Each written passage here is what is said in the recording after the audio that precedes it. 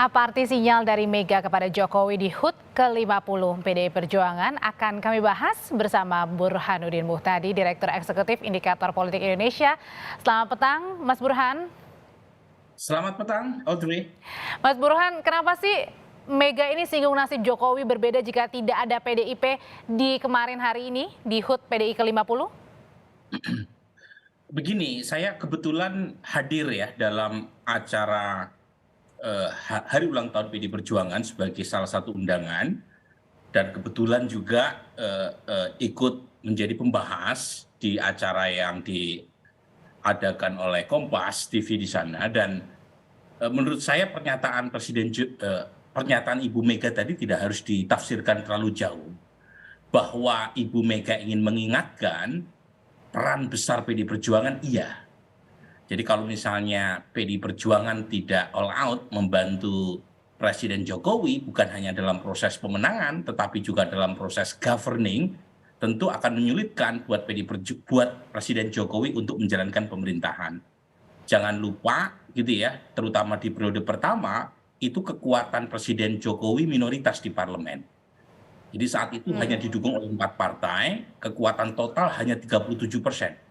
Jadi kalau misalnya PDI Perjuangan tidak membantu Presiden Jokowi di periode pertama, maka sulit buat Presiden Jokowi untuk menjalankan agenda pemerintahannya. Artinya ini bukan sinyal bahwa mengingatkan lagi kepada Jokowi bahwa PDIP ini lebih besar loh daripada Joko Widodonya. Iya, jadi memang bisa ditafsirkan ke arah sana ya. Saya sendiri juga merasa pilihan kata yang diberikan oleh Ibu Mega mungkin bisa dipahami oleh pihak lain tidak seperti yang diinginkan oleh Ibu Mega. Jadi pernyataan tersebut mengesankan bahwa Ibu Mega itu di atas posisi Pak Jokowi. Nah, tentu dalam konteks hubungan kader dan ketua umum, Ibu Mega di atas Pak Jokowi, karena Pak Jokowi adalah petugas partai, kader PDI Perjuangan yang ditugaskan sebagai Presiden Republik Indonesia. Tetapi yang harus diingat, Presiden Jokowi bukan semata-mata kader, beliau adalah kepala negara dan kepala pemerintahan. Jadi kalau misalnya ada pilihan kata atau diksi yang terkesan tanda kutip underestimate terhadap Presiden Jokowi, tentu bisa dipahami kalau kemudian pendukung Pak Jokowi kurang berkenan. Oke, Mas Burhan, kita lihat nih kalau dari gesturnya Pak Jokowi ya, mulai dari bersalaman, berada di sebelah Bu Mega, terus kemudian tadi Bu Mega memberikan pidato, kalau dilihat agak-agaknya berbeda ya. Biasanya kan kalau HUT di parpol lain seperti PBB katakanlah, ini lebih luas gitu ya, lebih bisa tertawa bahkan terbatuk-batuk gitu. Ya, memang kalau di partai lain ya, misalnya kebetulan saya ikuti waktu beliau memberikan sambutan di acara Golkar, kemudian acara Perindo, bahkan acara PBB, Partai Bulan Bintang. Sebelum-sebelumnya ya, itu di acara-acara Nasdem, itu Pak Jokowi jauh lebih rileks. Nah, lagi-lagi konsep Kenapa power di dilihat ya, sini, kenapa Mas Burhan? Yang kali ini padahal partainya sendiri nih, tegang. konsep power. Jadi power di sini adalah dalam konteks partai-partai yang tadi saya sebut, Pak Jokowi itu tanda kutip ya, itu dianggap punya power lebih kuat ketimbang Golkar, ketimbang Ketua Umum PBB, Ketua Umum Perindo, Ketua Umum P3, Ketua Umum partai-partai pendukungnya secara umum itu secara power tanda kutip di bawah Presiden Jokowi. Oh, tapi beda hal ketika dihadapkan Nah, dengan PDIP ya? ketika di hadapan PDI Perjuangan, terutama Ibu Mega, itu Ibu Mega punya power terutama di dalam, dan kebetulan Pak Jokowi bagian dari internal PDI Perjuangan, itu yang lebih kuat gitu. Nah, makanya kurang rileks. Kemarin saya lihat Pak Jokowi lebih banyak membaca teks, celetukan-celetukannya juga kurang muncul gitu ya di Oke. hadapan PDI Perjuangan. Dan ini bukan kali pertama. Coba Audrey lihat acara-acara PDI Perjuangan pada umumnya, Pak Jokowi terlihat kayak under pressure gitu ya. Nah, Nah, apakah ini juga lagi-lagi termasuk bagian pada saat Bu Mega bicara capres urusan gue?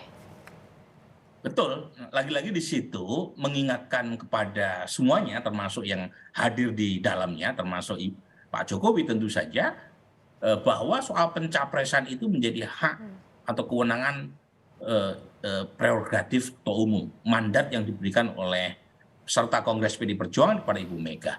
dan hak itu tidak bisa diutak-atik oleh siapapun. Ya. Jadi kira-kira Ibu Mega ingin mengatakan jangan ganggu gugat kewenangan yang saya punya. Ini urusan saya, siapapun, kamu semua, kira begitu. Mas Burhan.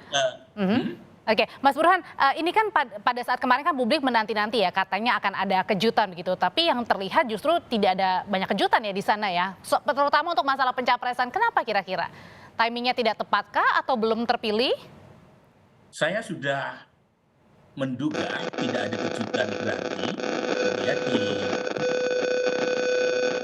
mohon maaf nih tidak ada kejutan berarti di hari ulang tahun PD Perjuangan karena tidak ada capres yang muncul. Tidak ada capres yang muncul kan padahal dari kader sendiri katanya kemarin sinyalnya. Betul, maksud saya sampai sejauh ini kan belum ada capres yang dimunculkan oleh partai lain. Jadi kalau kemudian PD Perjuangan memunculkan capres terlebih awal, itu justru malah dibaca oleh partai lain. Nggak ada gregetnya ya? Bukan, ini soal strategi dan manuver politik. Jadi kalau Anies misalnya Anies ini baru setengah tiket, dapat tiket dulu karena Nasdem tidak cukup kursinya untuk bisa memenuhi presidensial threshold. Mas Burhan? Jadi, misalnya partai lain belum memunculkan capres dan PDI Perjuangan memunculkan capres lebih awal, justru malah memudahkan buat partai lain untuk membaca strategi politik partai PDI Perjuangan. Baik, singkat Mas Burhan, jadi kira-kira kapan nih tenggat waktunya?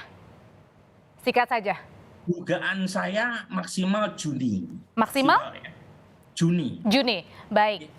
Jadi sangat tergantung oleh konstelasi capres yang dimunculkan oleh partai lain. Artinya di sini yang mau ditunjukkan adalah PDI Perjuangan ini menunggu dulu ya untuk partai-partai lain mendeklarasikan. Terima kasih Burhanuddin Muhtadi, Direktur Eksekutif Indikator Politik Indonesia sudah bergabung di Kompas Petang. Sehat selalu.